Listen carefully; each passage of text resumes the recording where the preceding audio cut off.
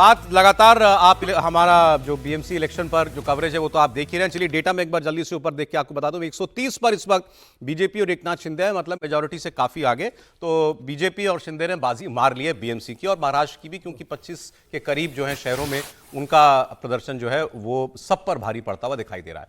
अंतर्राष्ट्रीय खबरों की बात करेंगे, ईरान से शुरुआत करते हैं, जहां 24 घंटे पहले तक ऐसा लग रहा था कि किसी भी मिनट अमेरिका का हमला हो जाएगा। तैयारियां साफ दिख रही थी, हवाई जहाजों ने उड़ना शुरू कर दिया था, सेनाएं जो हैं तैयार होने लगी थी।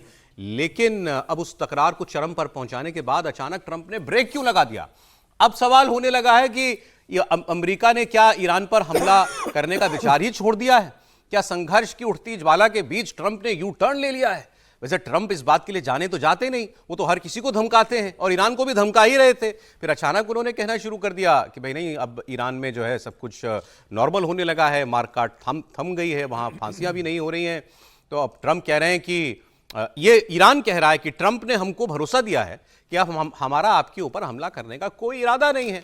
ये बात ईरान के एक ऑफिशियल ने टीवी पर जाकर के कही कि ट्रंप ने यह संदेश भिजवाया है कि हम ईरान पर हमला करना नहीं चाहते। दावा ईरान का है, लेकिन ट्रंप की साइड के लोग भी अब जो हैं इस पर ऐसी बातें करने लगे हैं कि डिप्लोमेसी भी एक जरिया है इस पूरे मामले को डील करने का।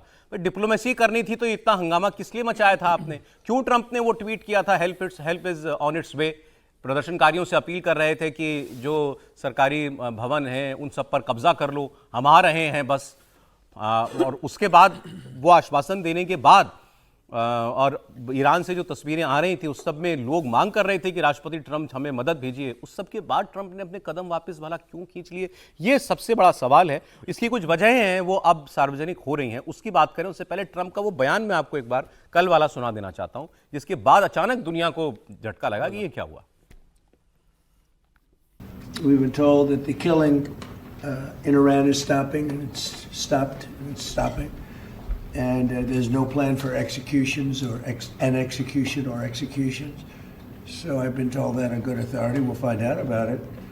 I'm sure if it happens, we'll all be very upset, including you will be very upset. But that's just gotten to me, some information that the killing has stopped, that the executions have stopped. They're not going to have an execution, which a lot of people were talking about for the last couple of days. Today was going to be the day of execution. वो कह रहे हैं killings have stopped, लेकिन किसके बाद? जब पूरी दुनिया कह रही है कि कम से कम 2000 लोग मारे गए ईरान में प्रदर्शनकारी, और उसके बाद ही तो ट्रंप ने वो ट्वीट किया था ना कि हम आ रहे हैं। अब वो कह रहे हैं killings have stopped, मतलब सब आप पहले उकसाओ और उसके बाद कह दो कि चलो अब तो नहीं मार रहे ना तुमको, अब तो जिंदा तो हो, अब ठीक है कोई बात नहीं, अब हम बात करेंगे।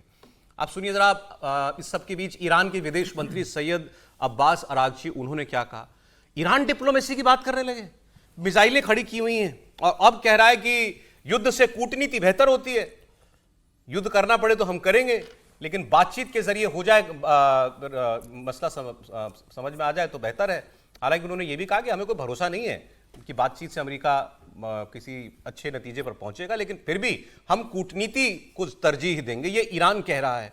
इससे पहले वो पूरे ईरान की सरकार कह रही थी कि हम लड़ेंगे, हम मारेंगे, हमसे पंगा मत लेना, और जितने बेस हैं सारे बेस पर हम हमला करेंगे, आसपास जितने भी मुल्कों में अपने सैन्य बेस बना रखे हैं, अड्डे बना रखे हैं अमेरिका ने। उसके बाद क्या हुआ? तो मतलब अमेरिका और ईरान के बीच कोई बैकहैंड डील हो गई। सीधी सी बात इतनी समीजी समझ में आ रही है इस वक्त, वरना ट्रंप क्यों पीछे हटते? निश्चित रूप से। और अभी यूनाइटेड नेशंस सिक्योरिटी काउंसिल में भी, संयुक्त राष्ट्र परिषद में अमेरिका ने कहा है कि भाई अगर जिस तरीके से ईरान पर दमनकारी कार्रवाई वहाँ पर हो रही लोगों के ऊपर, अगर ये रोका नहीं गया तो हमला करेंगे।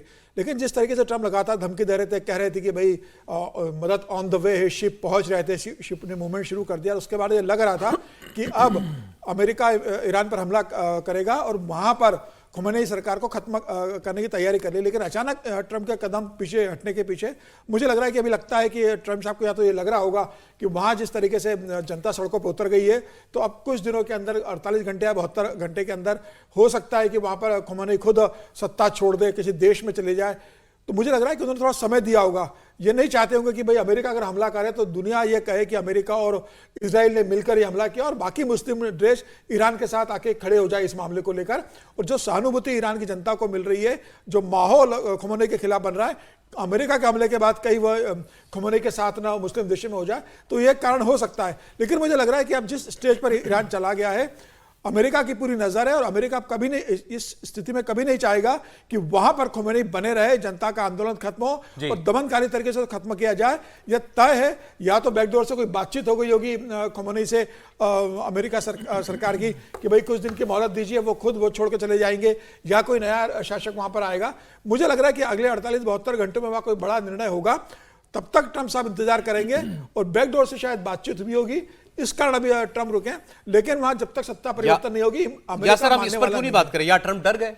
नहीं, ट्रंप डरे नहीं है। डर गए कि ईरान इतना कमजोर देश नहीं है? नहीं, ईरान पे तो पहले भी हमला कर चुके हैं ना। जब परमाणु बम बनने की बात है, इजराइल के मिल के साथ हमला कर चुके हैं और जो कह चुका है कि मदद ऑन द वे है, वो इस समय कदम पीछे नहीं हटाएंगे। मुझे लग रहा है बैकडोर में कोई बात हो रही होगी। अच्छा ठीक है। एक बात जो चल रही है, जो सब जगह पढ़ने में आ रही है, वो ये कि जो इनके एलाई हैं अमेरिका के, वहां पर ओमान, सऊदी अरब, इसके अलावा कतर, इन सब ने कहा कि इन्होंने पहले क्या किया, पहले उन्होंने कहा हम अपना एयर स्पेस नहीं देंगे, हमारे एयर स्पेस का इस्तेमाल करके कोई हमला नहीं किया जाएगा। ये अनयूजुअल बात है, आप अमेरिका के लिए कह रहे हो, ये अमेरिका को एयर स्पेस नहीं दोगे अपना, लेकिन कहा ये उन्होंने, सऊदी अरेबिया ने कहा हम अपना एयर स्पेस नहीं देंगे।